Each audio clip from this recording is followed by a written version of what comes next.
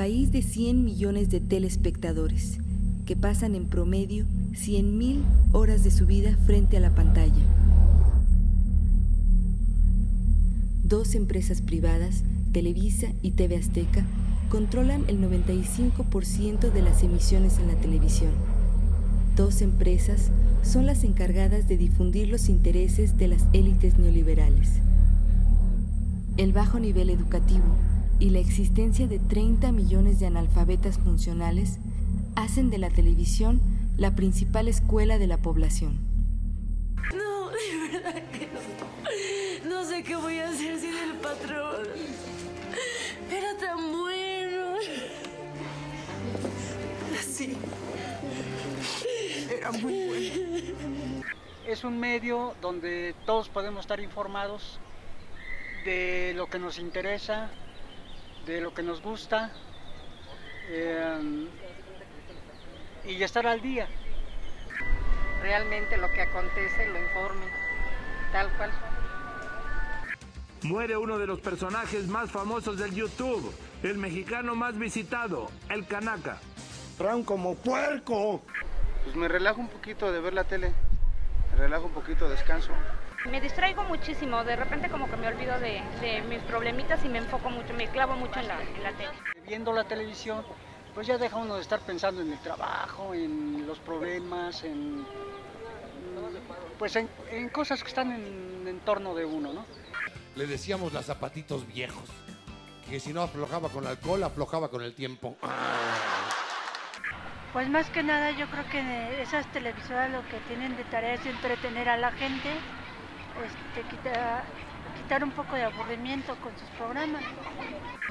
Bueno, yo sí me identifico con muchas cosas porque problemas que luego suceden en la misma familia y en la casa. De ahí se salen y pienso que no es que estamos pasando, lo que pasa en la tele, lo pasamos muchas veces nosotros. Son problemas. Sí, se siente uno identificado y pues sí refleja la realidad, realmente es mucho. ¿Quién iba a decir que de la noche a la mañana se iban a volver millonarios? Me gusta Pati Chapoy, Ventaneando, Va que va y los 25 más. Lo que callamos las mujeres, me gusta lo que es Amor Cautivo, me gusta Rocío Sánchez Azuara, está muy bueno su programa, y las noticias. Por ella se lleva Abismo de Pasión, el noticiero con López Dóriga.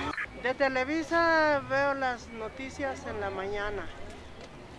En la tarde pues veo las novelas en el 13, cosas de la vida real, y, cada quien su santo y cosas de la vida real. Y en la noche las novelas, el 13 también. Y las noticias. Mi madre me dice, ¿sabes qué? Tu padre me está haciendo infiel y mi marido lo solapa. O sea, imagínate, lo está solapando y cruel.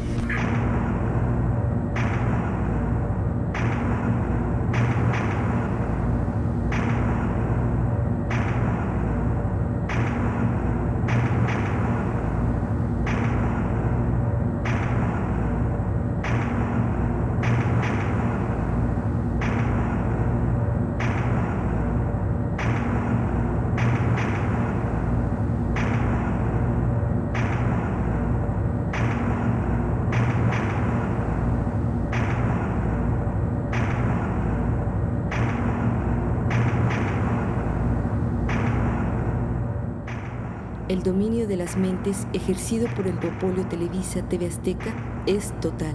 Su accionar como uno de los principales poderes fácticos en el país le permite manipular a la clase política a su favor, pues los candidatos y gobernantes dependen de la imagen que el duopolio les fabrique para ganar aceptación social e incluso para ganar elecciones. En México, las elecciones las gana aquel candidato que aparezca más tiempo en pantalla, aquel que muestre mayor docilidad y comparta los intereses de las élites neoliberales. Uno de ellos llegó en el año 2006, ex secretario de Energía y miembro del partido de derecha Felipe Calderón Hinojosa. Hagamos equipo con Felipe Calderón. Con un fuerte respaldo por parte del sector empresarial, Calderón asumiría el cargo presidencial de facto y permanecería en él gracias a la complicidad de los medios masivos. Porque solo en manos limpias debe quedar el futuro de México. Meses antes de asumir la presidencia, Felipe Calderón pactaría su proyecto de nación con empresarios nacionales y extranjeros, al cual denominaría México 2030. Este plan establecería la paulatina entrega de todos los bienes de la nación a la iniciativa privada, entre estos los recursos naturales, el sector energético y la mitad del territorio. Un México entregado, un México ganador, porque el México que queremos es posible. Este acuerdo plantearía la necesidad de una nueva constitución política, mediante la cual los derechos básicos como la alimentación, la salud y la educación se transformarían en servicios privados. Asimismo, eliminaría los derechos colectivos, aboliría la propiedad pública y establecería la implantación de un régimen legal y político basado en los intereses de Estados Unidos.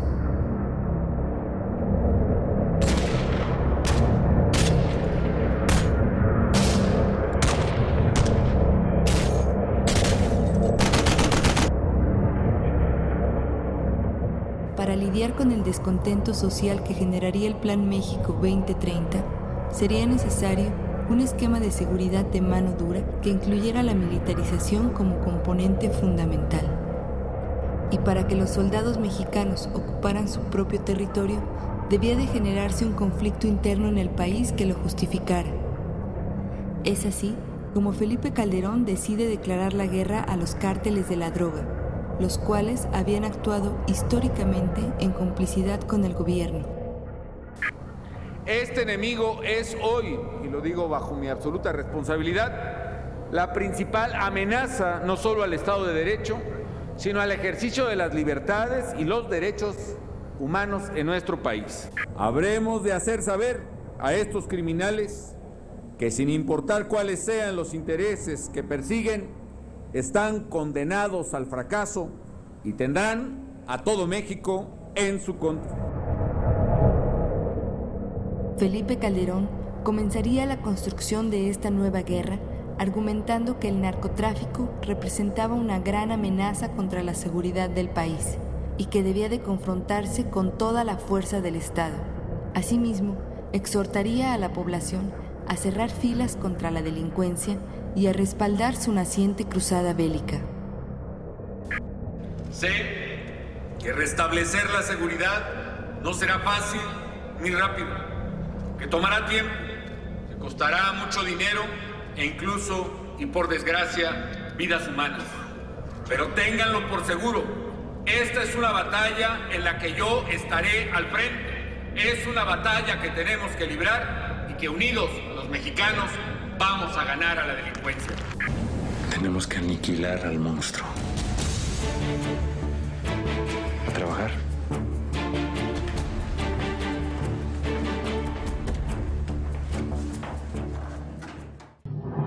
Los que queremos acabar con la impunidad. Somos más. Los que queremos vivir mejor. Somos más. Los que queremos volver a confiar en los demás. Somos más. El empleo de las televisoras sería fundamental para legitimar la guerra. Televisa y TV Azteca se convertirían en las principales encargadas de la difusión de la propaganda oficial. Su vasto alcance y su alto poder de penetración psicológica serían clave para persuadir a la población de la necesidad de derrotar a los narcotraficantes. El gobierno federal trabaja por tu seguridad. Con tu ayuda, fortaleces la lucha. Gobierno federal. A través de la pantalla, una serie de premisas falsas se repetirían frecuentemente.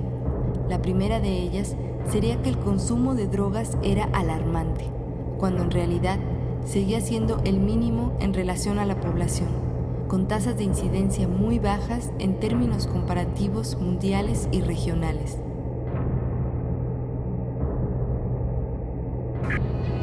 estamos debilitando la delincuencia organizada para que la droga no llegue a tus hijos. Gobierno federal. La segunda premisa sería que la violencia había alcanzado niveles intolerables, cuando realmente su tendencia era al descenso desde una década atrás, principalmente en el rubro de homicidios.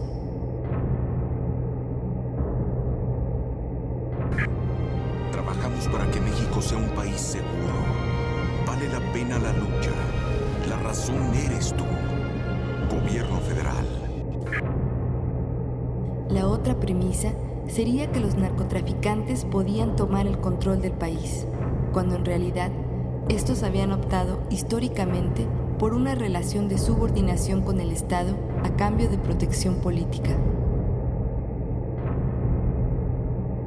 Enganchó con la droga. Las cosas ya estaban mal. Si no se hacía nada desde ahorita, imagínense después. Sí, el crimen organizado no debe decidir el rumbo de mi vida ni de mi país.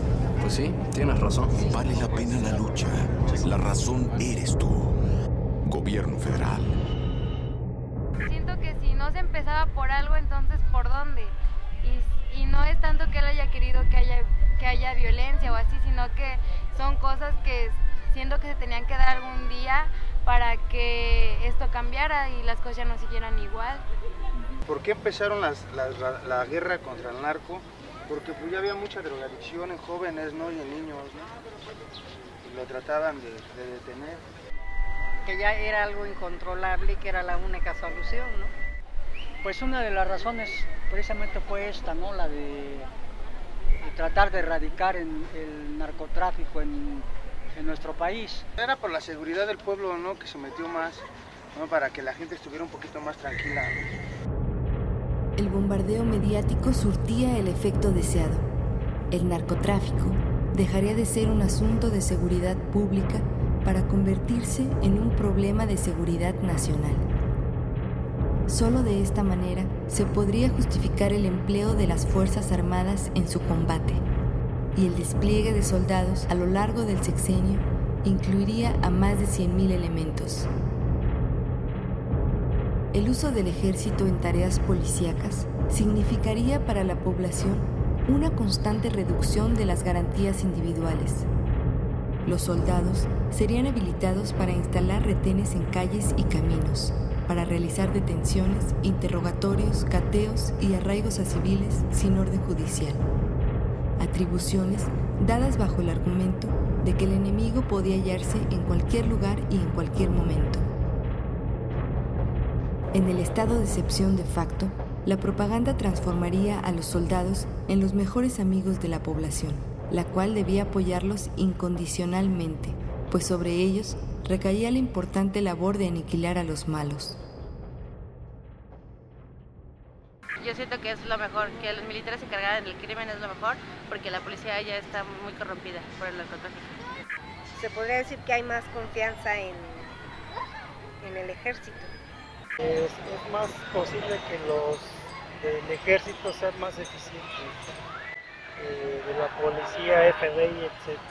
Yo pienso que los militares están muy bien, los retenes, protegen a las personas se sienten más seguras. Yo creo que no nada más es cuestión de los militares que hayan hecho la lucha, es cuestión de todos, ¿no? Tanto del gobierno como los ciudadanos y de toda la gente que vivimos en el país.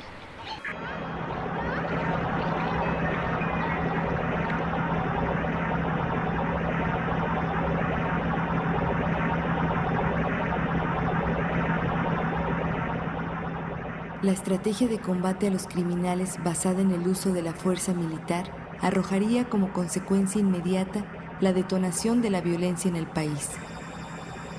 Mientras México era convertido en un río de sangre que día con día ensanchaba sus caudales, Televisa y TV Azteca tendrían la importante misión de distraer a la sociedad, de cegarla ante la masacre. La población sería narcotizada día a día mediante la dosis televisiva. Fútbol, telenovelas, teleseries, horóscopos, concursos, programas de chismes, entre otros, buscarían sembrar la ignorancia y la pasividad. La dosis culminaría diariamente con los noticieros, los cuales actuarían como los principales descontextualizadores de la realidad nacional. Estos mostrarían una gran cantidad de hechos violentos, inconexos y fragmentados, de los cuales solo se mencionaría que se trataba de narcotraficantes matándose entre ellos o que, en su defecto, se trataba de sicarios abatidos por militares. Esto justificaría gran parte de los homicidios, a la par que resaltaría la efectividad de la estrategia y la necesidad de su continuación. Emboscada federales en Michoacán. Hay 10 muertos. Sangrienta riña en un penal de Mazatlán. Van 29 muertos. La ejecución en Chihuahua, 19 muertos. Fueron localizados los cuerpos de 20 personas. Fueron ejecutados 6 hombres y una mujer. Esta noche van 29 muertos. Entre el violento acontecer nacional y el bombardeo mediático, reinaba un caos total. Tiroteo de casi 4 horas entre federales y narcotraficantes en Reynosa deja varios muertos, heridos, detenidos y una ola de terror. Desalojan en Monterrey a encapuchados que exigen la salida del ejército. Son pagados por el narcotráfico. La Policía Federal capturó a José de Jesús Méndez, alias El Chango, líder de la organización criminal La Familia. Las cosas andan mal. Pero estarían peor si nadie le hubiera entrado a detener al crimen organizado. ¿Será? El duopolio Televisa TV Azteca, como principal medio de legitimación de la guerra, sería también el principal beneficiado con gran parte de los 25,000 millones de pesos que Felipe Calderón gastaría en comunicación social durante su sexenio. Les estamos pegando donde más les duele, señor presidente. Los recursos del aparato propagandístico oficial estarían destinados en buena medida a difundir los logros de la guerra, los cuales radicaban en el decomiso de cargamentos de droga y en la detención masiva de narcotraficantes. El presidente haría alarde de las operaciones militares en que se lograban asegurar grandes cargamentos de droga, pero omitiría que la erradicación de sembradíos de narcóticos había disminuido a la mitad en relación al sexenio anterior, en el cual no existía una guerra frontal al narcotráfico. Felipe Calderón se regodearía también al mencionar que gracias a su lucha habían sido detenidos más de 120,000 criminales. Sin embargo, detrás de esta espectacular cifra se ocultaba una alarmante verdad. Solo a 1,300 se les podrían comprobar vínculos con los cárteles de la droga. En los últimos días hemos capturado a Teodoro Pino el Gaviota, vínculo entre el narcotráfico de Colombia y de México. Jesús Zambada, el Rey, uno de los jefes del cártel del Pacífico. Eduardo Arellano Félix, el Doctor, líder del cártel de Tijuana. Jaime González Durán, el Joven, líder de los Zetas. Seguimos limpiando a México de las drogas. Gobierno federal. El show de los logros de la guerra ocultaría que la detención de capos es en realidad una estrategia contraproducente, pues los narcotraficantes son rápidamente reemplazados, y mientras esto sucede, la violencia se recrudece. El espectáculo bélico ocultaría también el nuevo método de investigación por parte de las fuerzas del orden, la tortura. A través de ella, se lograría que personas inocentes aceptaran formar parte de las filas del narco o incluso ser sus cabecillas.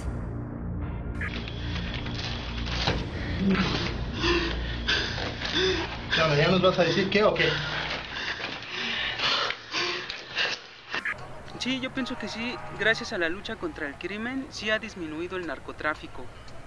Bueno, yo me he dado cuenta por los avisos televisivos, en las noticias que pasan, que cada vez van atrapando a los narcotraficantes, a los asesinos, a los violadores, a los secuestradores. Lo primero que veo son las primeras planas, y ahí lo que habla es pues precisamente de muertos, de ataques, de detenciones. O sea que pues ahí no es nada más estás leyendo. Pero en la televisión pues ya presentan, por un decir, que agarraron a la Barbie. Bueno, pues ya la ponen ahí en la televisión y pues ya más o menos uno sabe, caray, pues no había oído de que la Barbie, de que el azul, de que coronel no sé qué, el 43, etcétera. Y pues ahí ya se está uno dando cuenta de más o menos, ay no, pues sí tiene cara de canijo. El lavado de cerebro realizado por la televisión había surtido un efecto paralizante en la población basado en la ignorancia y el miedo. Sin embargo, detrás del espectáculo se escondía una alarmante realidad. Ellos venían de trabajar, a ellos los bajaron de su camioneta, los torturaron, los golpearon, les dieron el tiro de gracia y lo que nos dice el gobierno es que nuestra gente era delincuente, que nuestra gente eran sicarios. No es cierto.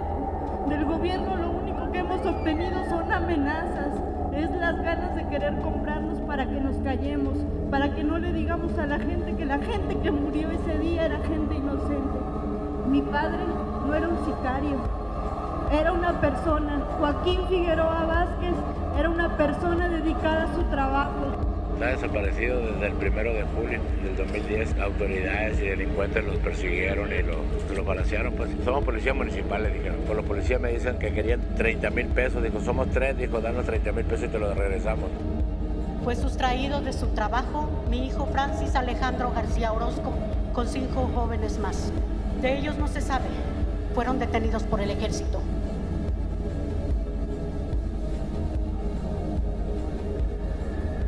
Mi hijo, un campeón nacional de ajedrez, fue detenido por policías de la Estatal de Caminos de Nuevo León. Se les hizo sospechoso a los policías y llegaron 6 patrullas a detenerlo. Y a partir de ese momento, mi hijo está desaparecido hasta la fecha.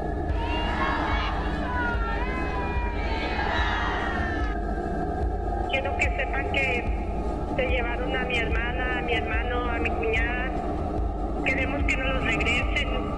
Así como se los llevaron vivos los queremos que nos los regresen. 200 años de independencia, de libertad. Yo pienso que estamos en un país libre. ¡Viva México! ¡Viva México!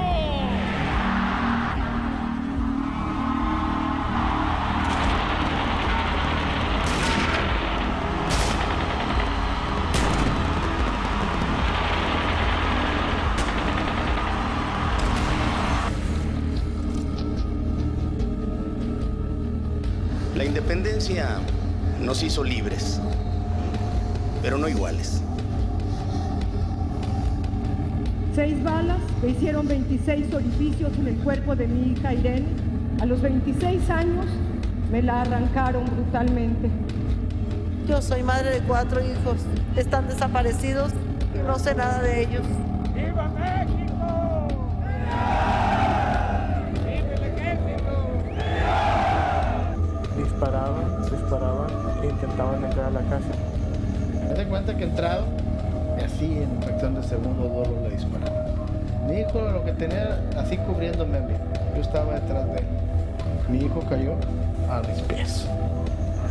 En ese momento fue cuando vimos que eran de la Marina, por el uniforme, por los chalecos. No nos presentaron orden de cateo, no nos presentaron orden de aprehensión que fueran por alguien. Ellos no se identificaban, no llegaron, dispararon. Somos un pueblo donde de veras sí la libertad la vemos, ¿no? La independencia nos hizo libres, pero no iguales.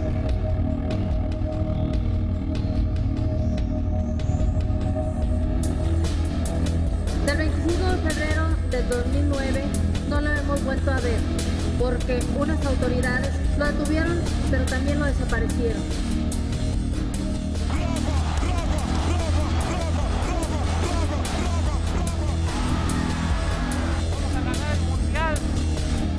Mi hija desapareció en la ciudad de Chihuahua a manos de policías del estado de la ciudad. Porque tenemos la razón, porque tenemos la ley y porque tenemos la fuerza, vamos a ganar. Fueron unos soldados. Nos han asesinado a 6 de mi familia. Los asesinaron, los enterraron y los sacaron de donde los habían enterrado y nos los entregaron a un lado de la carretera del Valle de Juárez. Un aplauso fue secuestrado por la policía regia. Él fue secuestrado el día 21 de septiembre. Yo no supe nada de él hasta el día 26 cuando lo vi ante los medios. Que nos digan dónde está nuestro hijo, dónde lo dejaron esos policías. No sé cuándo llegaste a pensar. Estas personas quizás no supieron ni a quién detuvieron, porque la confusión se prestó para que me desaparecieran a mis hijos. Ya no queremos más desapariciones, ya no queremos más sangre, porque ya van 4 que me desaparecen.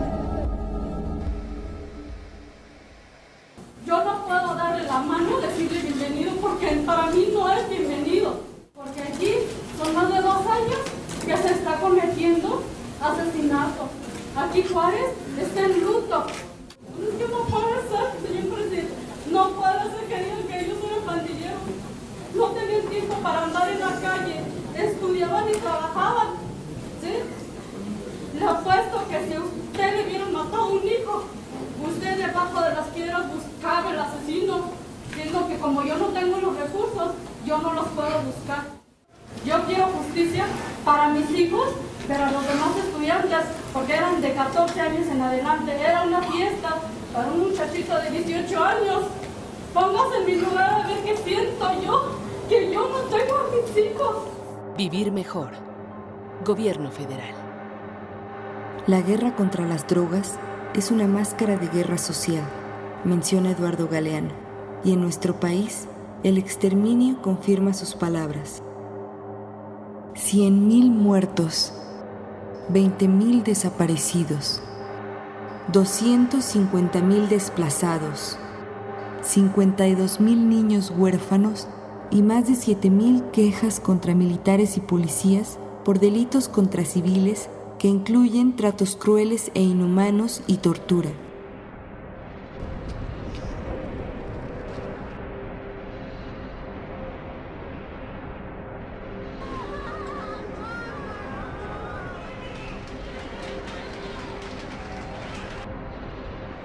La lucha contra el crimen, que buscaba acabar con la violencia, ha convertido a México en uno de los países más sangrientos del mundo. A través del terror de Estado introyectado por la televisión, se han ocultado datos significativos para refutar la supuesta efectividad de la guerra. Los cárteles del narcotráfico se han duplicado y han extendido su presencia a más de 50 países. A esto se suma el surgimiento de escuadrones de la muerte y la proliferación de grupos paramilitares. El consumo de drogas ha crecido un 20% en relación al sexenio pasado, mientras que la erradicación de plantíos de enervantes ha disminuido a la mitad. El 90% de la droga que se consume en Estados Unidos pasa por México, cifra idéntica a la del sexenio anterior. En contraste, el tráfico de armas de Estados Unidos a México ha aumentado, a pesar del supuesto combate conjunto al crimen. A menos del 1% de los detenidos durante la guerra se les han comprobado vínculos con el crimen organizado. A esto se suma el nulo ataque a la corrupción, delito por el cual solo un funcionario ha ido a la cárcel. El lavado de dinero también permanece en la impunidad. Solo se han emitido 80 sentencias por este delito, el cual es clave a perseguir si realmente se deseara debilitar a los cárteles.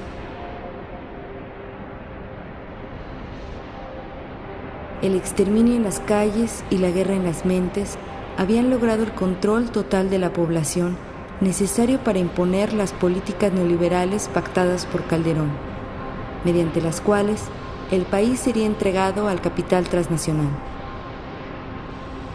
En este modelo de guerra, las fuerzas militares actuarían como garantes de la seguridad para la inversión extranjera y las grandes televisoras como legitimadoras del exterminio.